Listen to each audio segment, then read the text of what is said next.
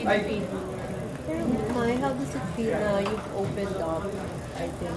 Hanggang ngayon, Medyo... kasi, yun ako, Tagal mo na ginagawa. dalawang taon na, at dalawang taon na, tagal-tagal ko na din siyang hindi na open. Kasi nga, isang nga po sa dahilan ko, bakit is, ayoko nga po yung busy ba, ayoko yung parang,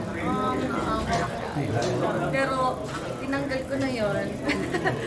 At parang, it's time na maging totoo din ako sa kung ano yung nangyayari sa personal kong buhay.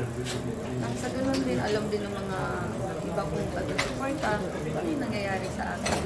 Pero yun, sana if you help me po, keep praying po sa dalawang nanay. Magamis na sa Japan? Nandito. Nandito, parehas lang. Nandito na po, nakauwi na ako. Pero parang Mai, does it also since 2 years ago, 26, kanon, pandemic, parang was this something also that kind of forced you to mature, grow up a little bit faster, parang dealing with something so difficult, diba? It's your mom kasi.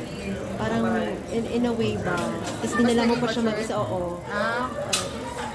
Nung time po na yun, di ba, laging siya sabi, independent naman ako, kaya ko to, naging independent ako since high school, 16 ako, kaya ko to, ganyan.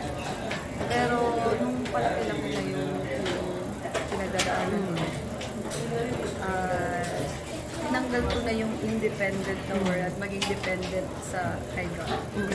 Simula noon, mas nakatulong siya talaga na i-accept ko kung ano yung nangyayari sa buhay ko ngayon. Kasi pinagdadaanan natin ito ngayon. Kasi dati, hindi ko po talaga matanggap-tanggap. Tapos, konti-unti